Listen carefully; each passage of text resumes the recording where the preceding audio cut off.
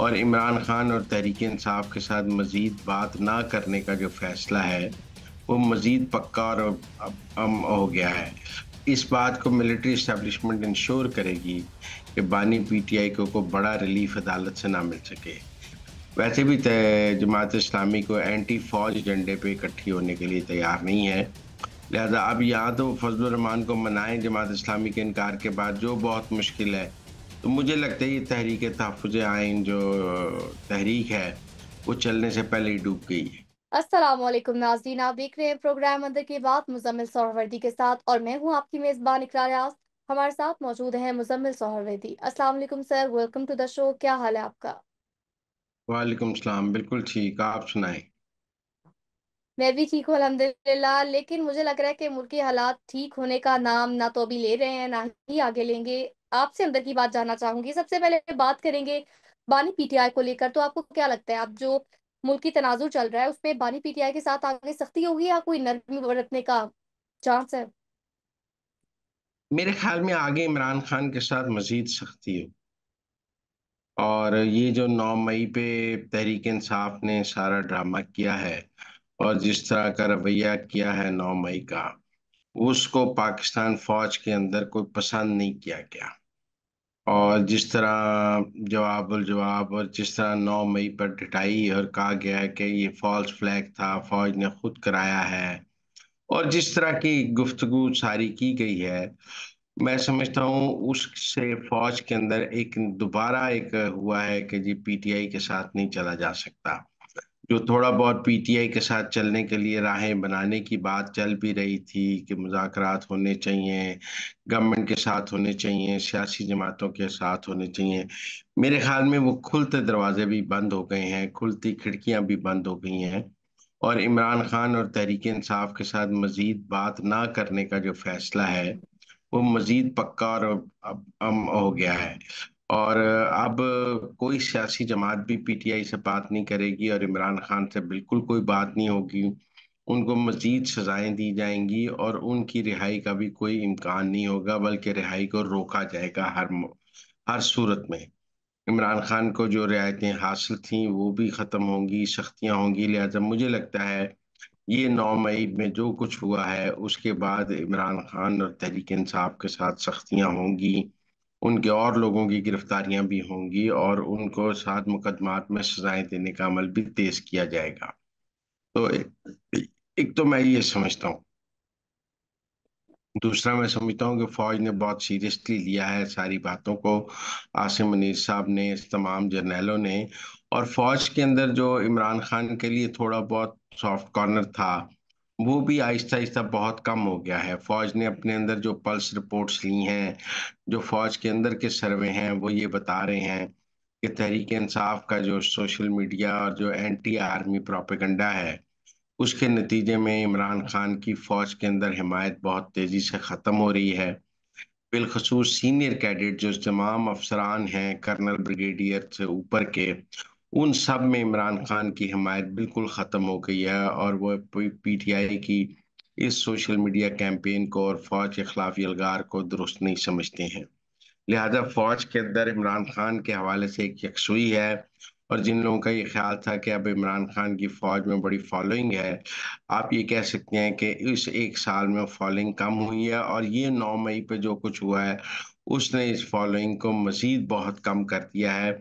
और फौज के अंदर के जितने सर्वेज हैं वो साफ बता रहे हैं कि इमरान खान की फौज के अंदर हमायत बिल्कुल कम ही नहीं, खत्म होकर रह गई है। अब फौजी अफसरान इमरान खान और पीटीआई की इस कैंपेन को बहुत नेगेटिवली देखते हैं। सर, तो यहाँ पर आपसे एक सवाल करना चाहूंगी। एक तरफ जो मिलिट्री एस्टेब्लिशमेंट और जुडिशियल एस्टेब्लिशमेंट की जंग जारी थी, उसमें अब बानी पीटीआई को आप कैसे देख रहे हैं? मेरे ख्याल में इस बात को मिलिट्री एस्टेब्लिशमेंट इंश्योर करेगी कि बानी पीटीआई को बड़ा रिलीफ अदालत से ना मिल सके। एक तो मेरे ख्याल में और सजाएं हो जाएंगी। लिहाजा पहली कोई सजा मुअत्तल होती है, वो ऊपर जाती है, नीचे आती है, री ट्रायल का ऑर्डर होता है, वो म्यूजिकल चेयर तो चलती रहेगी, लेकिन इंश्योर ये किया जाएगा कि वो रिहा ना हो किसी तरह। इसलिए मजीद सजाएं भी होंगी, पहली सजाओं को कंटेस्ट भी किया जाएगा, और इस तरह उनको इतना फंसाया जाएगा कि उनकी रिहाई मुमकिन ना हो सके। और मुझे नहीं लगता कि अगले कुछ अरसे में इमरान खान की रिहाई का अभी कोई भी इम्कान मौजूद है। सर आगे बढ़ेंगे और एक और अहम खबर शामिल करेंगे। जमात इस्लामी की जानिब से बड़ी अहम पेशरफ सामने आई है। उनकी जानिब से वाज़ेह तौर पर बयान जारी कर दिया गया है कि हम हुकूमत का तो पहले हिस्सा नहीं बन रहे थे, और अब जो अपोजिशन इत्तेहाद है, चाहे गोइयां थी कि अपोजिशन इत्तेहाद का हिस्सा बन जाएंगे, लेकिन उनकी जानिब से कहा गया है हम तो क्या, हमारी पूरी जो जमात है वहां से कोई भी अपोजिशन इत्तेहाद का हिस्सा नहीं बनेगा। अब तमाम सूरत हाल आप कैसे देख रहे हैं? देखें, ये 6 जमाती इत्तेहाद बना रही थी तहरीक इंसाफ, तहरीक तहफ़्फ़ुज़ आइन के नाम पर, और इसमें उन्होंने जमात इस्लामी को शामिल करने की कोशिश की थी। उसके अलावा महमूद अचकजई, मैंगल, और वो तो छोटी छोटी जमातें हैं जिनके साथ 100 बंदा भी नहीं है, और उनकी पंजाब केपी में कोई प्रेजेंस भी नहीं है। तहरीक इंसाफ को अपने साथ कुछ जमातें चाहिए जिनके साथ मिलकर वो कोई एहतजाज कर सके, और ख्याल था कि जमात इस्लामी का प्लेटफॉर्म अगर मिल जाएगा तो एहतजाज करना पंजाब में आसान हो जाएगा। लेकिन जमात इस्लामी ने अपना कंधा तहरीक इंसाफ को देने से इनकार कर दिया है। तहरीक इंसाफ ने जमात इस्लामी के साथ इंतखाबात में अच्छी नहीं की है। ये दुरुस्त है कि आफत नईम और रहमान साहब का कुछ सॉफ्ट कॉर्नर तहरीक इंसाफ के लिए है, लेकिन पूरी जमात इस्लामी को तहरीक इंसाफ के हक में नहीं है, और उनका ख्याल है कि तहरीक इंसाफ और इमरान खान ने उनके साथ कोई अच्छा सलूक नहीं किया हुआ, लिहाजा हमें उनकी लड़ाई लड़ने की जरूरत नहीं है। वैसे भी जमात इस्लामी को एंटी फौज एजेंडे पे इकट्ठी होने के लिए तैयार नहीं है। उनका ख्याल है कि ये फौज के खिलाफ जो तहरीक इंसाफ की लड़ाई है उसमें जमात इस्लामी को अपना कंधा नहीं देना चाहिए। अब जब सर आगे जमात इस्लामी भी साथ नहीं है, मौलाना फजलुर रहमान भी साथ नहीं है, तो आप समझे तहरीक इंसाफ ने अकेले ही एहतजाज करना है, और अकेले वो पंजाब में एहतजाज करने की पोजीशन में नहीं है, उन्हें एक और जमात चाहिए। लिहाजा अब यहाँ तो फजलुर रहमान को मनाएं जमात इस्लामी के इनकार के बाद, जो बहुत मुश्किल है। तो मुझे लगता है ये तहरीक तहफ़्फ़ुज़ आइन जो तहरीक है वो चलने से पहले ही डूब गई है। सर आगे बढ़ेंगे, रुक करेंगे आज़ाद कश्मीर का। तो आज़ाद कश्मीर में जो सूरत हाल थी, लॉन्ग मार्च जारी था, और एक दो पुलिस अफसरान जो थे वो भी शहादत नोश कर गए थे, और उसके बाद जो आम शहरी थे वो भी काफी तादाद में जख्मी हुए थे, और एक शहरी तो प्रोटेस्ट करते हुए दरिया नीलम में भी जा गिरा था। अब उस पर नई पेशरफ्त ये हुई है कि आज़ाद कश्मीर में जो हुकूमत है उसके माबैन और कश्मीर एक्शन कमेटी के माबैन तमाम मुज़ाकरात कामयाब हो गए हैं। तो ये किसकी जीत हुई है? देखिए, अवाम की जीत हुई है। जब अवामी मुतालबात तस्लीम होते हैं वो अवाम की जीत है।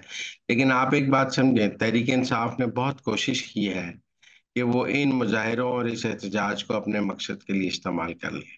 पीटीआई ने सोशल मीडिया पे इस हवाले से एक मुहिम भी चलाई है जिसको भारत में बहुत पजीराई मिली है। पाकिस्तान ऑक्युपाइड कश्मीर के हवाले से ऐसी वीडियोस डाली हैं जो इंडियन कश्मीर की थी, और वहां पर जो मुजालिम है उनको पाकिस्तानी कश्मीर के मुजालिम जाहिर किया गया है, जिसको इंडियन मीडिया ने बहुत इस्तेमाल किया है। लेकिन ओवरऑल आज़ाद कश्मीर के अवाम ने तहरीक इंसाफ का कोई आलाकार बनने से इनकार किया। उनकी अवामी एक्शन कमेटी ने भी तहरीक इंसाफ का आलाकार बनने से इनकार किया। तो कोई तहरीक इंसाफ का झंडा नहीं था। आज आरिफ अलवी साहब और सब लगे भी हुए थे कि हमारा मैंडेट चोरी हुआ है।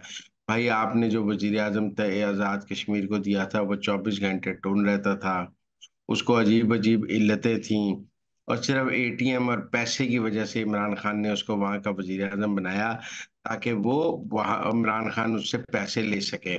वरना सबको पता था कि वो नशे में रहता है, उसकी कोई काबिलियत नहीं है, और उसने नशे में ही वहां की अदलिया को गालियां दी और तौहीन अदालत में सजा हुई। तो इसलिए मैं समझता हूँ कि आज़ाद कश्मीर के का मामला अगले 2 दिन में और ठंडे हो जाएंगे। जो फायदा उससे तहरीक इंसाफ हासिल करना चाहती थी वो मुमकिन नहीं हो सकेगा। तो नाज़रीन, ये थी आज के अंदर की बातें। हमें दीजिए इजाजत। अल्लाह ने के बाद।